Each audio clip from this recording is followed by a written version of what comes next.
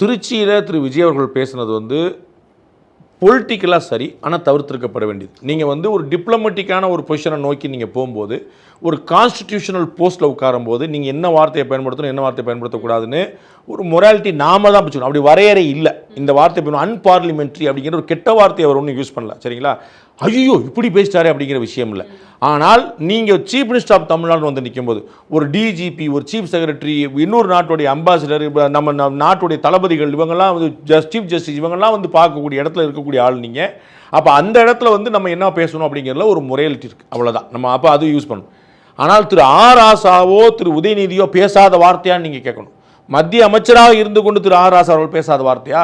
துணை முதலமைச்சராக இருந்து கொண்டு திரு உதயநிதி அவர்கள் பேசாத வார்த்தையா? அதிமுகவையும் திரு எடப்பாடி பழனிசாமியும் திருமதி சசிகலாவையும் என்ன மாதிரியான வார்த்தையெல்லாம் பயன்படுத்திருக்காரு நீங்கள் பார்க்கணும். அப்போ அதெல்லாம் எதிர்க்கட்சி தலைவராக இருந்த திரு எடப்பாடி பழனிசாமியே திரு உதயநிதி ஸ்டாலின் அவர்கள் என்னெல்லாம் பேசியிருக்காரு நீங்கள் பார்க்கணும்.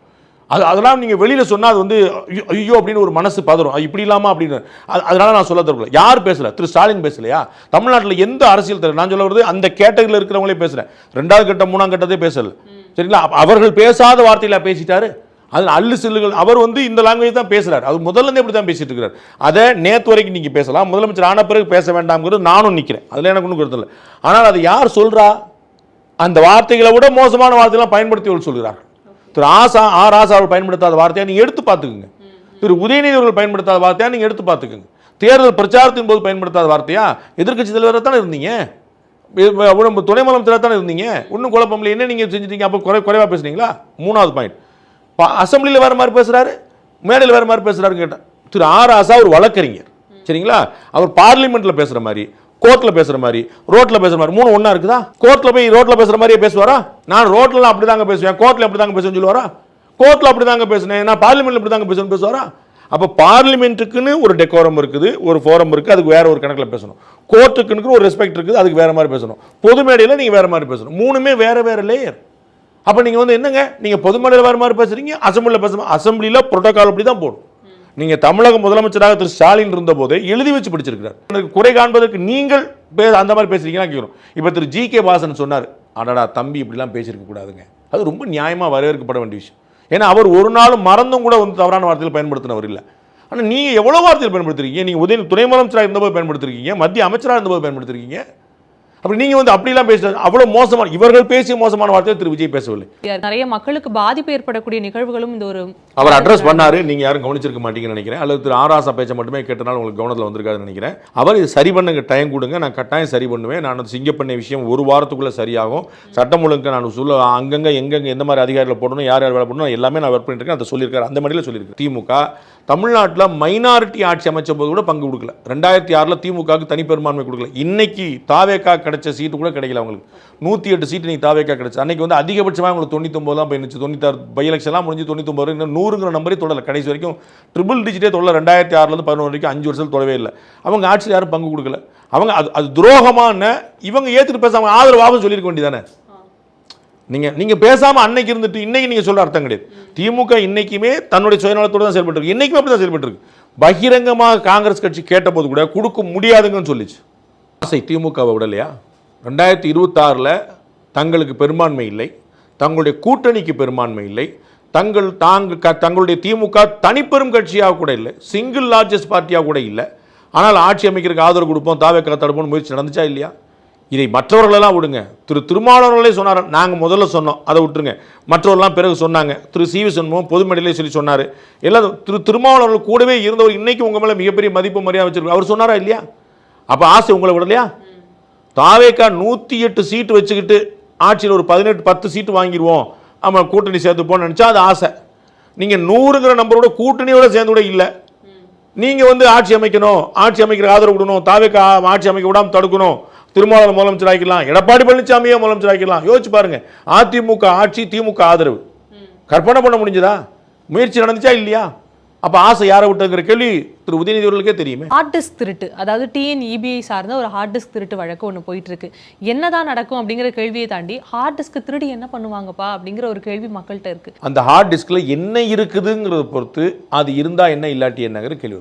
அந்த எம்டி ஹார்ட் டிஸ்க் நீங்கள் போய் கடையில் வாங்கிட்டு வரலாம். அது இருந்தாலும் ஒன்று தான், இல்லாட்ட ஒன்று தான். ஃப்ரெஷ் புது ஹார்ட் டிஸ்க். அப்படி அது தொலைஞ்சாலும் பிரச்சனை இல்லை, இருந்தாலும் பிரச்சனை இல்லை.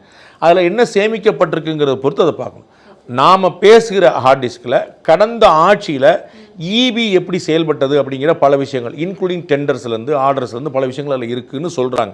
ஸோ அது வெளியே வந்தால் அதில் வந்து ஊழல் நடந்துச்சா, யார் ஆர்டர் போட்டால், யார் கையெழுத்து போட்டால், என்னைக்கு கையெழுத்து போட்டாங்க, எந்த டெண்டருக்கு யாருக்கு கொடுத்துருக்காங்க, அந்த டெண்டரோட கம்மியாக வேறு யாராவது பில்டிங் பண்ணியிருந்தாங்களா, தகுதி அற்றவர்களுக்கு யாராவது கொடுத்துருக்காங்களான்னு பல விஷயங்கள் நீங்கள் பார்க்க முடியும். எப்போ ஒரு டேட்டா இருந்தால் தானே 96 இவ்வளோ ஓட்டு வாங்கினாங்க, 2006 இவ்வளோ ஓட்டு வாங்கினாங்க, 2026 இவ்வளோ ஓட்டு, ஒரு 3 டேட்டா வச்சுருந்தா கூட வாங்கியிருக்காங்களா குறை வாங்கியிருக்காங்களா உங்களுக்கு தெரியும். சரிங்களா? அப்போ ஒரு டேட்டா, அந்த டேட்டா இருந்த இடமா தான் அந்த ஹார்ட் டிஸ்க் இருந்திருக்கு. அது இபியில் இருந்திருக்கு, இபி டிபார்ட்மெண்ட் பற்றி இருந்திருக்கு, கடந்த ஆட்சி பற்றி இருந்திருக்கு. அப்போ வந்து கடந்த ஆட்சியில் என்ன நடந்துச்சு அப்படிங்கிற பார்க்கறதுக்கான ஒரு சந்தர்ப்பம். அந்த ஹார்ட் டிஸ்க் காணும், அந்த ஹார்ட் டிஸ்க் அழிஞ்சிருச்சு, எரேஸ் பண்ணப்பட்டிருக்கு, டெலிட் ஆயிருச்சு, இல்லை காணாமல் போயிருச்சு அப்படின்னா அது கட்டாயமாக கண்டுபிடிக்கப்பட வேண்டிய விஷயம். அதில் ஒரு ராணுவ ரகசியம் அடங்கியிருக்கு அடங்கலைங்கிறது விட்டுருங்க, ரெகுலர் விஷயமே இருக்குமே. அப்போ ஹார்ட் டிஸ்க் மாதிரியான விஷயங்கள் எப்படி காணாமல் போகும் அரசியல் வளர்த்து போது அதில் பார்க்கணும்ல. அதில் திரு செந்தில் பாலாஜி பற்றி ஏதோ இருக்குது, டெண்டர் பற்றி ஏதோ இருக்குது இல்லை ஒன்றுமே இல்லைங்க. ஒன்றுமே சும்மா ஒரு 4 நாள் சமாச்சாரம் தாங்க உள்ளே இருக்குது, 2 நாள் டெண்டர் தாங்க இருக்குது, அதில் எந்த முறைகேடுமே இல்லைங்க. சாதாரண ஃபைல் தான், அப்படியே வச்சுக்கோங்க. சாதாரண ஃபைலாக இருந்தாலும் கவர்மெண்டோட ஆஃபீஸ் எப்படி காணாமல் போகும்? அப்போ அது பதில் தேட வேண்டிய விஷயம். நோட். சார், இறுதியாக வந்து தாவேகாவினுடைய ஆட்சி தொடங்கி 1 மாதம் முடிய போது இதில் வந்து ஒரு சில பிரச்சனைகள் நடந்திருக்கு, பல விதமான விமர்சனங்கள் முன்வைக்கப்பட்டிருக்கு. இருந்தாலும் ஒரு நிருபராக இந்த ஒரு விஷயத்தை நீங்கள் எப்படி அணுகுறீங்க அவங்களுடைய ஆட்சியுடைய நாட்களை பார்க்கும்பொழுது? நிறைய இடங்களில் நம்ம தலைவர்கள்ட்ட பேசும்போது அண்ட் என்னுடைய தனிப்பட்ட கருத்தாகவும் ஒரு எந்த விதமான பெரிய பிளண்டரும் இது வரைக்கும் நடந்ததா தெரியல. பொலிட்டிக்கலி இவங்க, நான் ஏற்கனவே வந்து அவர் கட்சி ஆரம்பித்த நாள்லேருந்து சொல்லிட்டு இருக்கிறேன், நீ தேர்தலுக்கு கட்சி ஆரம்பிச்சாலும் திரு விஜய் பற்றி சொல்லுங்க, பொலிட்டிக்கலாக இது வரைக்கும் எந்த தப்புமே பண்ணாமல் வந்துட்டு இருக்கிறாரு. தப்பு பண்ண சந்தர்ப்பம் இருக்கும் கூட பேசாமல் இருந்துடுறாரு, சைடு எடுக்கக்கூடிய சந்தர்ப்பம் இருக்கும்போது மௌனமாக இருந்துடுறாரு. நீங்கள் இங்கேயே அங்கே கரெக்டாக சொல்லுங்க அப்படின்னு பேசாமல் இருந்துடுறாரு. அப்போ 2 பக்கம் சப்போர்ட் பண்ணிருந்தாங்க. அப்படி தான் பொலிட்டிக்கலாக எந்த மிஸ்டேக்கும் கிரைமும் கமிட் பண்ணாமல் வந்துருக்காரு. அதே மாதிரி தான் இந்த ஒரு 25 நாள் ஆட்சியில் பார்த்தீங்கன்னா கடந்த மாதம் 10ஆம் தேதி பதவியேற்றாங்க. இப்போ வரைக்கும் பார்த்தீங்கன்னா அவங்க வந்து ஏதோ ஒரு பிளண்டர் பண்ணி இந்த மேட்டர் அவங்க பண்ணியிருக்க கூடாதுங்க, இது ரொம்ப அபத்தங்க அப்படின்னு சொல்லி அமைச்சரவையில் நிறைய விமர்சனத்துக்கு உள்ளாகி தகுதி குறைவான நிறைய பேர், தகுதி அற்ற நிறைய பேர் இருக்கிறதா ஒரு விமர்சனம் இருக்குது. அது வந்து அவங்க பதவியேற்ற அவங்களா அப்படின்னு நிறைய அமைச்சர்களை I can name, but I don't want to அப்படி நிறைய பேரை சொல்லியிருக்கிறாங்க. அதனால் அதை வந்து ஒரு தகுதியால் அவர்கள் சரி பண்ண முடியும், செயல்பாட்டால் சரி பண்ண முடியும். ஸோ வந்து அது எப்படி வர்றாங்கன்னு இப்போ வரைக்கும் நாம் இவர்களில் யாருமே, நம்ம வந்து அமைச்சர் பெருமக்களும் சரி, திரு விஜய் அவர்களும் சரி, ஓவரால் அரசாங்கமும் சரி ஒரு பிளண்டர் பண்ணிட்டாங்க அப்படிங்கிறது இல்லை.